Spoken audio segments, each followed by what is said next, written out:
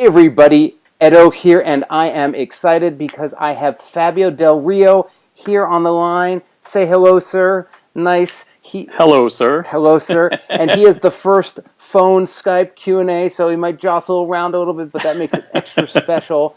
And Fabio is, calling from Canada. It's this long-distance international Skype we've got going here. And your company is CSE Games, right? Cards, Correct, yes. sports, entertainment. Is that right? Correct, yes. Awesome. And you're the owner, founder, and you are both doing sort of branded content as well as just original games, right? Correct, yeah. Yeah, our background, as in the name of our company, is we got started in sports. My personal background, after university, I worked at a sports collectibles magazine for several years. And after that, worked for one of the major NHL trading card companies.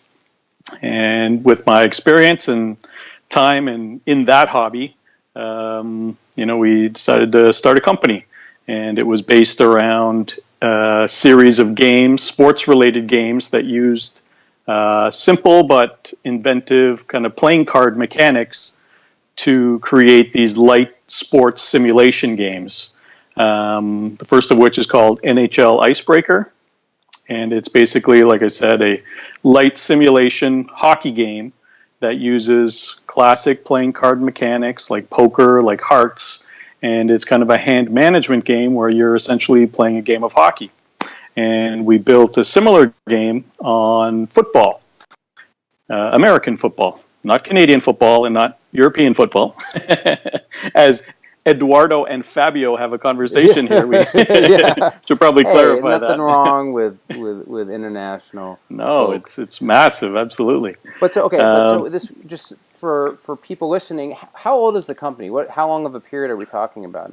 We got started in 2004. So you guys have been around. We've been around, yeah, hiding away here in Canada 13 years. Yeah, it's sure doesn't feel like it, that's for sure. But we got started. It was very much a part-time thing, kind of in our spare time, like a lot of hobbyists and wannabe designers. And just over the course of time, as we got more and more distribution and added more products to our line, it just kind of built and had to be a full-time thing. Yeah. And there's all kinds of pros and cons to that, but overall, the last several years, we've met a lot of great people in the hobby. Haven't just been exclusively with sports, doing a lot of stuff with the Game Artisans of Canada, right? In these neck of the woods, and yeah, I've got all sorts of good questions. Before I forget, and speaking of non-sports games, you guys do have a Kickstarter that's live, right? We do, yeah. It's a game called Gridstone's Night Sky, and it's designed by Tim W.K. Brown, who is a game artisan of Canada. Artwork by Jamie R. Jones, a game artisan of Canada. And it's been up for a few days. I believe it ends on, I want to say October 4th, something like that. Yeah, so it's a little late here on the West Coast. Sorry, I'm on the East Coast. You're on the East Coast. It's not so bad here, and this will probably drop sort of in the middle there. But to jump in, I think you and I first started interacting when sort of two things happened at once. One, you guys sent me. I'm trying to remember which game it was. Cortex, right? Yes. So yes. And also designed by Tim Brown. Oh, there you have it. I like Cortex a lot. Not a sports game, but not a sports game. And then it was actually our first non-sports game. Yeah, it kind of opened up our horizons. The sports branding is great because people recognize it, but you're talking about a little slice of the industry as a whole. Yeah, well, I remember looking you guys up and saying, like, you were mentioning the game, and I was like, wait, is this a sports company or I'm confused. And then but I feel like at the other time, and I think this was you guys. If it wasn't, I apologize. But didn't you also around that time do fantasy baseball or fantasy football? One or the other. I don't know which came first with Darryl. Both, exactly. Yeah, that's it. that was with Daryl Andrews and J.R. Honeycutt. Right. And those guys kind of brought us back into the sports. We hadn't done a sports game for a few years, and it's funny how that project came together. I literally saw on Twitter that Daryl had posted a box. He was at Unpub, I want to say 2014, and I saw his rough mock-up box. I'd met Daryl previously, seen some of his games, saw how talented of a designer he was. And I saw the box. Prolific, my gosh. Didn't know what I was getting myself into. Because we now have 3 or 4 other Daryl's games coming up in the next couple years. Doesn't surprise me. But yeah, he's great. And it was literally the name of the game and the fact that it was Daryl and JR. Right. And I said, well, we'll figure out the rest from there. I played baseball in university, played my whole life. So, it was fun to dive in. And and then we got fantasy football as well, which completed earlier this year. And we hope to ship in the coming months. Awesome. American football, I assume. American football. Fantasy, American football. Good. So there are like 3 key areas, and you gave that little background, but topics I wanted to ask you about. And actually, I've recently interviewed Vincent V from Lucky Duck Games, and we talked a lot about IP. We talked a lot about Poland, but we talked a lot about IP and how to get it and use it and things to keep in mind. But sort of, those were all mobile or brand, nothing sports related in that context of that conversation.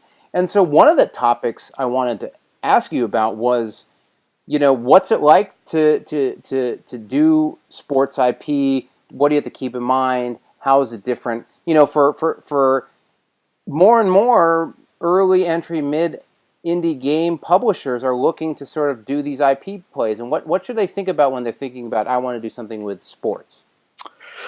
Well, when it comes to sports, the 4 major sports in North America are NFL, Major League Baseball, NBA, NHL, and then the 5th would be college, which covers kind of all the sports.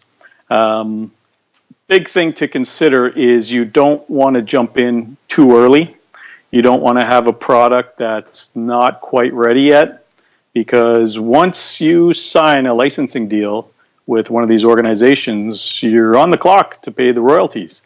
And, there's an annual guarantee every year of what's due. And in the case of, the biggest of them all, the NFL, I mean, you're talking about a minimum, maybe $100,000 that you have to pay. And typically, the way royalties work is that the organization will take anywhere from, I think it's 12 to 15% of your wholesale price. So let's round it down. Let's call it 10%. And let's say the big number at the end of the year is $100,000. Well, you know the math. You have to have $1 million game basically to just to cover it. So in case of the NFL, that you made $900,000 on that, if you do it. Well, not really. Not with the cost and all that. That's fair enough. Fair enough. Exactly. Yeah. You generated $100. You generated your revenue, but not necessarily. $1 million. You got a revenue of $1 million, but no, that's fair. That's fine. Yeah, you're right. So I was told there'd be no math. There'd be no math. I didn't say that actually. That's a bad old Saturday Night Live reference. Yeah, well. You have to be at least. I think you have to be born in the 70s to probably get that one.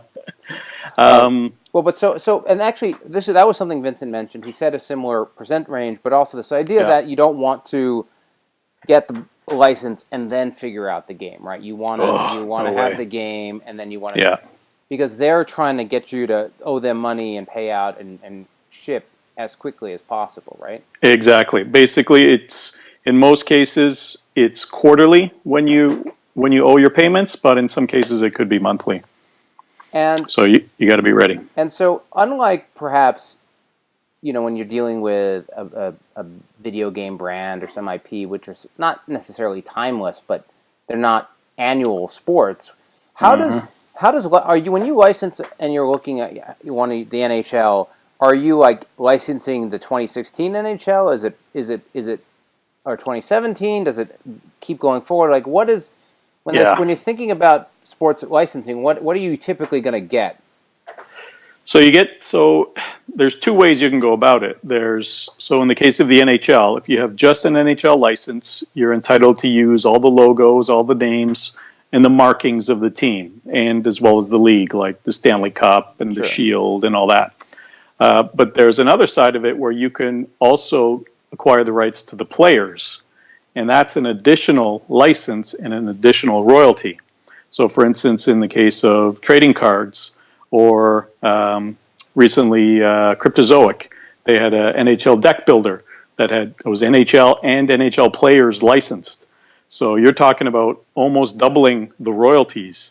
So it's double the risk, but having the players incorporated into a game also has that collectible value, Sure. which would appeal to the collectors of the world.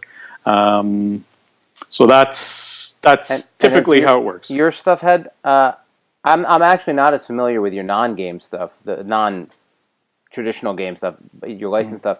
Do you typically use players as well, or have you stuck to mostly the? We don't, and one of the biggest challenges is it's hard enough for us to keep up to date with the logo changes, because every couple of years there's either a new team, a new logo, teams move, realignment of the conferences. So it's not like we can build up, have inventory that we can spread out over 2 or 3 years, because eventually it'll become dated, and you can tell that any NHL fan would see the logo and said, oh, well, that's an older product, and it just becomes less desirable.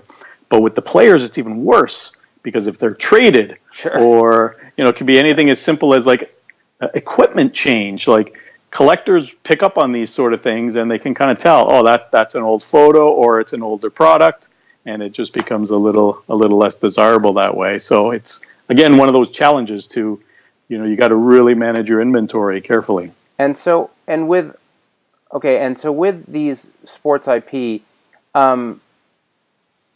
if how am I going to ask this? Like, so if you wanted to get in, how much does the company care about the product and the game and the mechanics and things like that? Like, is it essentially like, hey, if you're going to sign up for our licensing deal, if you're going to sign up for the payments you owe us, whatever, it's fine? Or how much of a sell of the product you have to do? I guess my question. Yeah, you have to do basically a pitch of the concept first, and that's number one.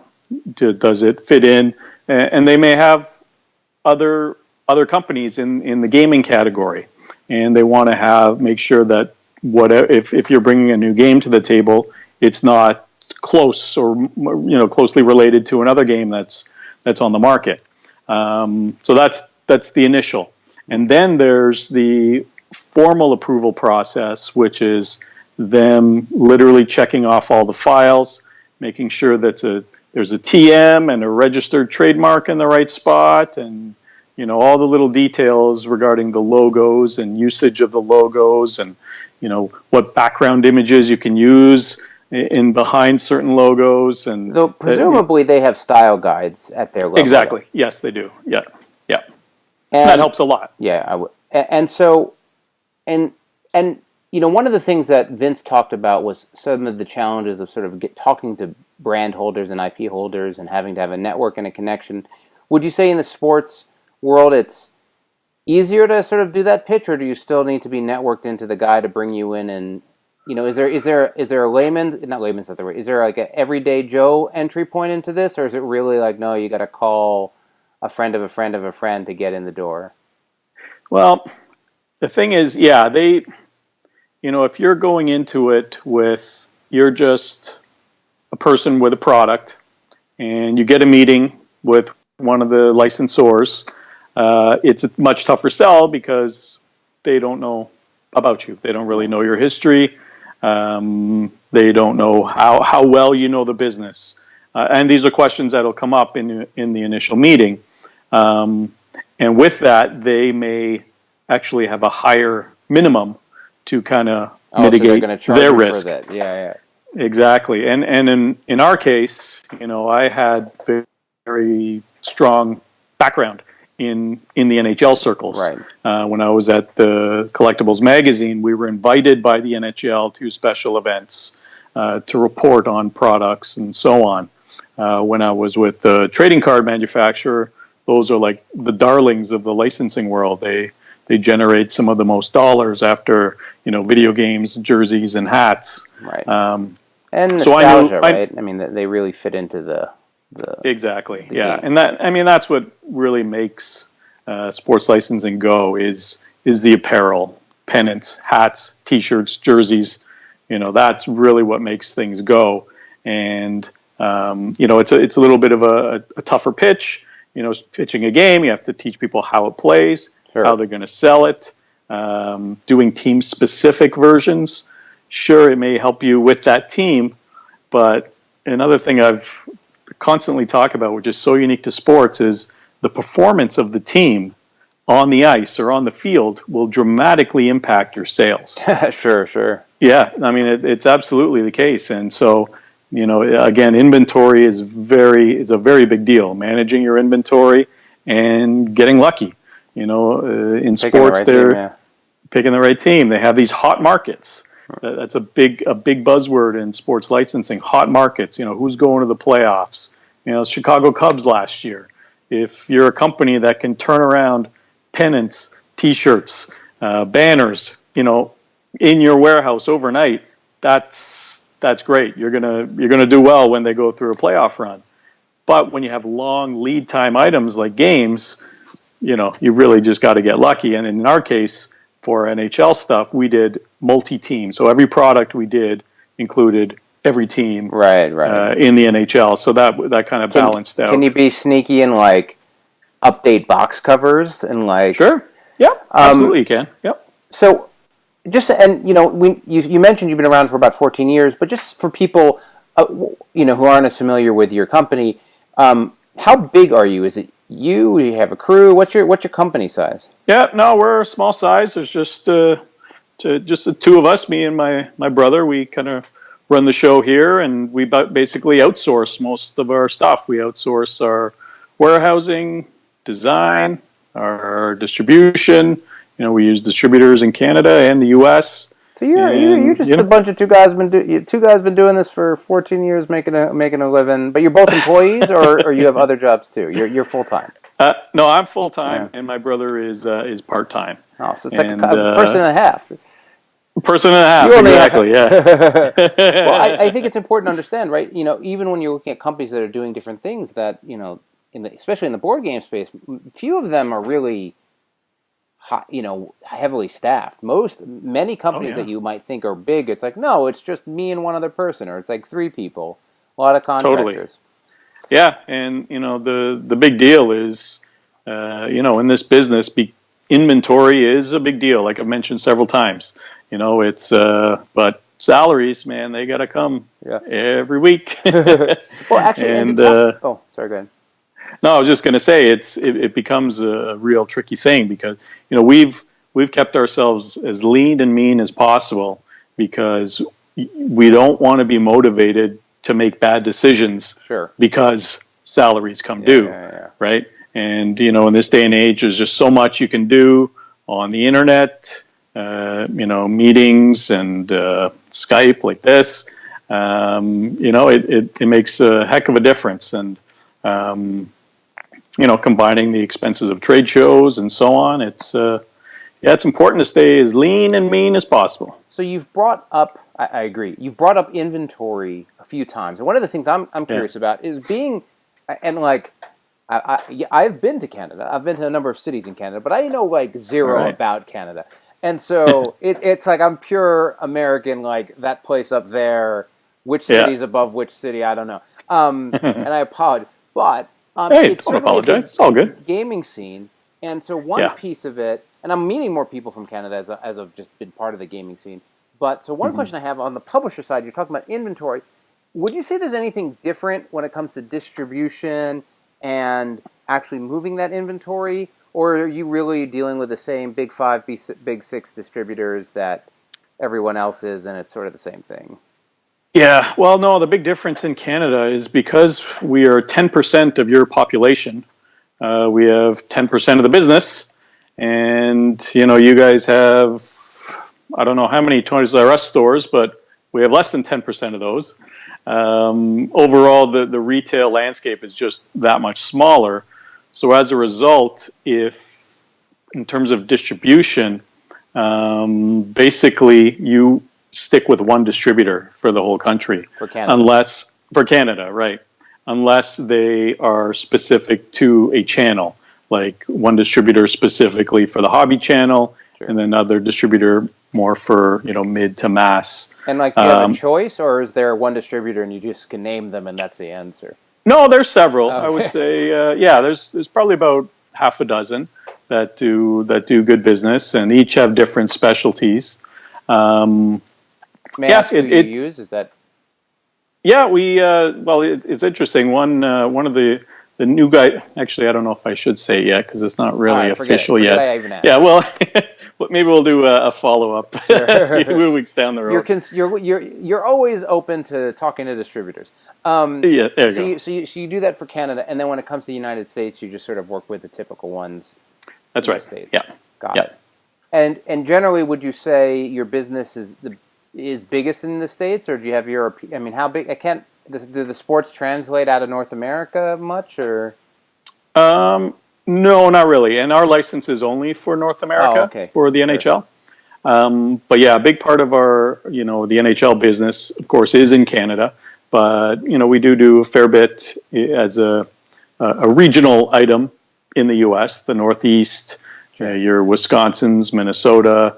Basically the hockey markets. The stronger hockey markets. I don't know how much we do in Nashville and Florida, but we've got the Sharks here, Well, that's actually a great area. Have you been to a Sharks game? I have. Yeah, it's a blast, isn't it? Hockey's a lot of fun to watch. I was actually in Boston when the Bruins, right? Am I crazy? Yep. Finally won the Stanley Cup after whatever it had been, like 80 years or 70 years or some long amount of time. Boston. It hadn't been so long. How long had it been? Probably around the time of Bobby Orr, something like that, which is about 60s or 70s. Yeah, it had been a long time. Whatever. That's a long time. Based on the celebration, you'd think it never happened before. But that was a fun. I mean, that was where in that market, talk about a hot market. Yeah, every single person was watching. It didn't even matter if you paid attention to hockey or not. Everyone was watching that team that year. Yeah. And that's good for the whole league because that's great for ratings. That's great for selling stuff. That's one of those markets when they're hot. It's good for business for everybody. Just like when the Boston Red Sox won the World Series after such a long time. The stories you would hear about what was sold in such ridiculous quantities was awesome. A different story. I was actually working in Massachusetts. I've been there a few times when before they had won, when they were in the World Series with the Yankees in Game 7, when they lost in the bottom of the ninth to the top of whatever. And I've never been anywhere it was as if every single person's mother in the office had died coming in. I grew up in New York. I'm a Mets fan, but even just I was like, wow. No way. Yeah. I'm a Mets fan too. I grew up a Mets fan. Yeah. I knew there was something about you. It's a special kind of experience to be a Met fan, but it is. But anyway. So I got a good story for that actually. So were you at the game or you were just in Boston? No, I went to work that next morning. I was just watching on TV. I mean honestly, because I'd been working in Massachusetts for maybe 4 or 5 months, so I didn't have any huge. It wasn't real. I wasn't really from it, so I think it was like super late, whatever, and I went to bed and I woke up and it was like. So here's the story I have. One of my good friends, he was a teammate of mine at university in baseball, and he was doing his PhD at UMass. And another teammate of mine from the same college team was working for the Blue Jays and had access to playoff tickets. So you can kind of see where this is going. We had already booked the tickets for the Red Sox to be in the World Series, and we were going to stay with my friend at UMass, and then it was that big home run. It was Aaron Boone that hit that home run up the line. We were already talking about it. Yeah, that was the one, right? that was the one. Game you're thinking of. Yeah, that's the home run down the line. So that wasn't the World. Was it the World Series? It was the ALCS, so the American League Championship. That's what it was. That's what series it was. that would have taken them to the World Series. It was the Boone home run. Yeah, that's the one. The Boone home run. Yeah. So it's almost like it was our fault because we were already making plans. Like, okay, when are we going to leave? It was the hit heard around the world, man. Oh man, it was brutal. And then the next year, they did make it, and my friend was still at UMass, and so we split up the tickets. A bunch of buddies got game 1 and 2 in Boston, and then there were 3 games in St. Louis, and then the last 2 games in Boston. So I got the last 2 games, but they swept the Cardinals in 4, so I didn't get to go. I would. One day. What can I say? All right, but so okay, that was a good. Too many sports. All right, yeah, big sports. I don't know how many people are going to be like click. It just went down. But okay, but so back to Canada. Okay. Just for those who are just completely unfamiliar with it, So you mentioned the Game Artisans of Canada. Mm-hmm. I'm actually going to do a video specifically about those guys in the coming weeks because they're so cool. But I mean. It's not, it's basically a sort of a chartered group where artists and game designers, meet up and compare notes. But it really sort of encompasses a huge part of the Canadian design scene, right? How do you, as a publisher, interact with that group where you just know a couple people from it? No, probably the biggest connection is through Snakes and Lattes in Toronto, the board game cafe. The cafe. And everyone knows about it, and it's a beautiful spot. I think they just opened their 3rd location now in Toronto. And every month they have a game designers night.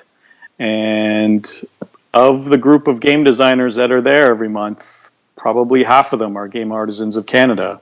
We talked about a few, Daryl Andrews, but then there's a whole list of others. Oh, it's a ton. There's a ton of them, yeah. Sen Fung Lim and Jay Cormier, Josh Capel as a designer and an artist, Tim Brown, the Roxley guys are the Roxley guys. Yeah, I was going to say that. Gavin Brown.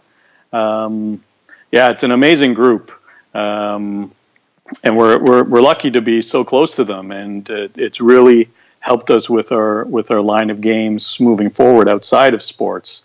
And it's really a great group. And part of their philosophies are they each play test each other's games, give feedback, and that's kind of the mantra. It's like you don't ask for anything in return except for the same time spent on your game. And it's amazing, the stuff.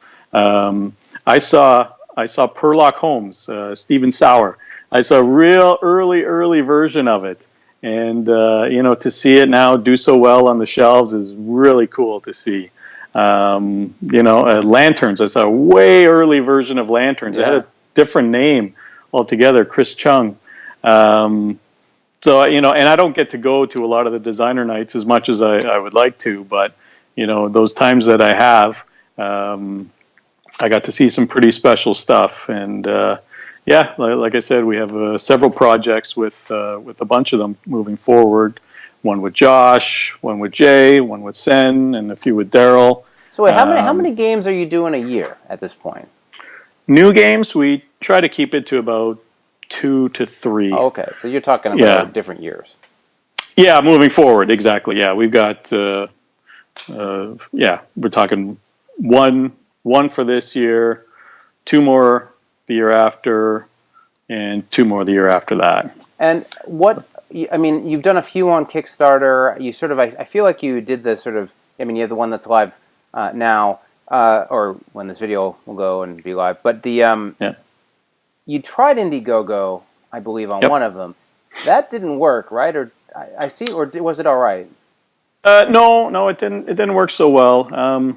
It was kind of bad timing and probably wasn't the best fit for our product.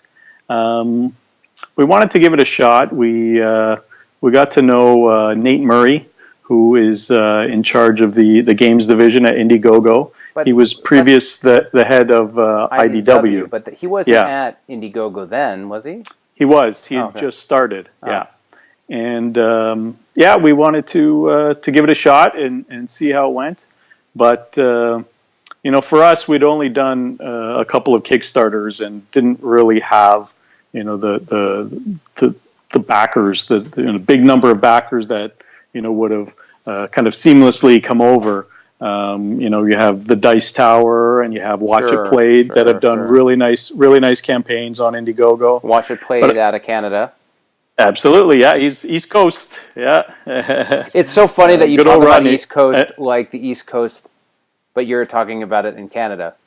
Yeah, but I'm talking about like the Maritimes East Coast. No, like, I know. It's just east of New York. being from the East Coast myself.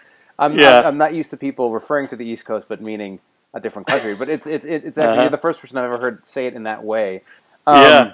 Well, there's Prince Edward Island, right? They have that extra time zone where it's half an hour farther ahead. I actually, if I'm not mistaken, do you know there was a video game company that was really big out there? What was their name? I feel like there's a big. I'll remember it after the call, but sorry. But so, do you actually a question? Do you ever feel like now that you've sort of made this transition into both sports IP, but also moving into more game stuff, do you feel like your company name and brand sort of is hard for people to latch on to and engage with, or because when I saw it, I was like, who are these guys? Like, is it something you guys think about, or No, it's something we're actually in the process of updating. Oh, there you have it. And we've been working on it for about a year now, and we'll probably be announcing it at the beginning of the year of 2018. Yeah. So it's something that the name of the company. First of all, it's a mouthful. CSE Games. That's whatever. But card, sports, and entertainment. Yeah, it's a mouthful. It's a little clunky. I can imagine that. You know what? Those were our roots on the sports side. Yeah. Exactly. That's what we were into. We were into cards. We were into sports, and we thought that kind of the whole entertainment part would mean other properties that we could use our card games for, and now that things have kind of evolved and are kind of the focus of our games, and we have some licensing deals overseas as well, so it just naturally became a thing where I said, okay, I think we need to kind of change our branding a little bit, and so we'll be announcing that in a few months. Oh, awesome! Well, there you have it. A semi-scoop. But and just to talk about Canada a little bit more, right? So it's interesting that there's Snakes and Lattes and sort of that being this destination place where all these designers and publishers sort of come together in the Canada scene, and certainly, it's almost like I sort of between the game stores like that, and then just the designers, it's sort of like comedians from in terms of this creative talent in Canada. But is the sit down, the shut up con? What is the name of that con? Isn't that coming up? The name of the con? Is it so in Canada? Do you, what Canadian? I don't know if I can swipe. We had a big show called Fan Expo. Fan Expo. That was just a couple of weeks ago, or a week and a half ago. That's basically like a big Comic-Con. Ah, okay. But we're starting to build a bigger gaming element to it. There's another one in the spring, I believe it's in March, called Breakout Con. Breakout Con. That one I think I've heard of. Yeah, that one's growing very nicely. Last year, if you wanted to go to the event, you couldn't just go and buy a ticket. It sold out ahead of time, which is almost Gen Con style. Yeah, I guess. Do you guys see the? I mean, how would you say over? I mean, you've been doing this for 14 years. How over the last 14 years, and over this time, you sort of transitioned and started learning about the hobby market. But how would you say the market's growing in Canada right now? Would you say aggressively, or yeah? Yeah, very much so. I mean, first of all, the number of products you see, and that's just a result of the hobby market in general. There are just so many new great games that come out every year. And, one of the biggest reasons is Kickstarter. Right. Now there's hundreds of games that are given a shot in the marketplace. Some are going to be massive hits. Some will be, they'll get their Kickstarter fulfilled and that kind of be the end of it. But, a lot of great games that would have never been given a chance 10 years ago are now given a chance. And of course, it's, huge all over the world, but in Canada, it's just as strong. And I think there's something about us Canadians just liking to be indoors, playing games. We're a culture. It's cold, exactly. We play a lot of cards. We play euchre, which is kind of our version of hearts. And every Canadian knows how to play euchre, and it's just part of growing up.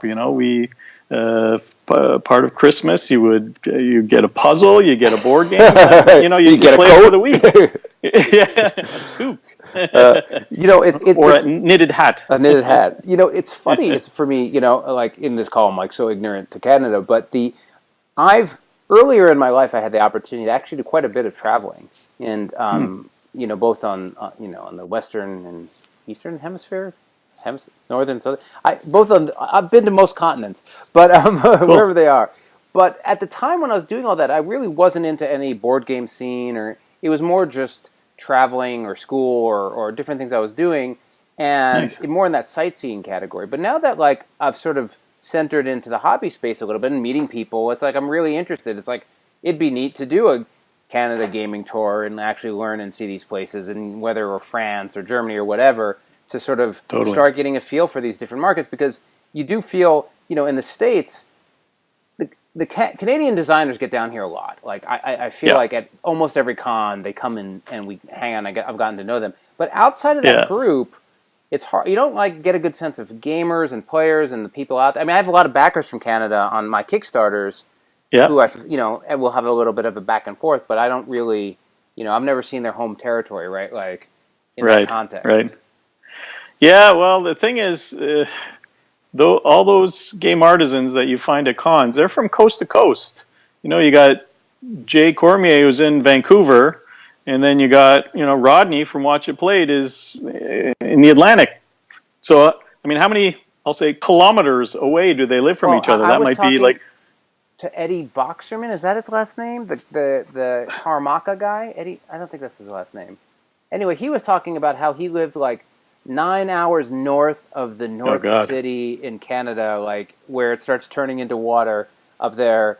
Really? I gotta remember where he. I don't. He could be like, no, that's not what I said. I live in Toronto. But he was saying he's got to drive hours and hours just to get. Like he was like getting to a con is like a multi-day trip just from his little town he lives in to get to like a Canadian city to get to like. It's I would say almost 30% of the population is in the Toronto area. Right. They say they call it the Greater Toronto Golden Horseshoe area. It's about 10 million, while the whole country is about 35. So a lot of us are in this area, but Alberta's a highly populated province. You got Vancouver, which is probably our second biggest city, and then Quebec. Right, we got Montreal, Quebec City there as well. And Quebec is a really strong board game market that is underserviced, largely because of translations. Right. And it's like a little Europe in Quebec, the way they love games, and they're really passionate. They have their own shows and culture, and even their own chains of stores. One of the big book chains that's in most of Canada is called Chapters Indigo. It was like your Barnes and Noble. Sure. But in Quebec, they have their own chain, separately owned, carries, different products. And of course, they need to be bilingual, or French first or French only. Right. So again, another challenge, and going back to the sports thing, it's for us to get into any of the big stores. Like we've had some some deals with Walmart and Toys R Us here in Canada, and we needed to translate. They had to be bilingual product. To get out there, exactly. So it's part of your design, part of the time and resources and effort to finish the product. But just another thing to consider. Yeah, totally. Here. Well, so listen, it's been a great call learning about sports in Canada. This has been a totally unique one, and I appreciate it. We're hitting this mark where, my computer just can't handle certain videos at a certain length, so I've been trying to keep them sort of capped out. But thanks for being on. I hope your Kickstarter is rocking. What's the name of the game again? It's Gridstones Night Sky, and people can check it out at gridstones.com, not grindstones like your text corrector. What do you call it? It'll correct it to it's Gridstones. Yes, Awesome. Exactly. Awesome. All right. Well, thanks for coming on, and thanks everyone for watching. My pleasure. Thanks, Edo. Take care, man.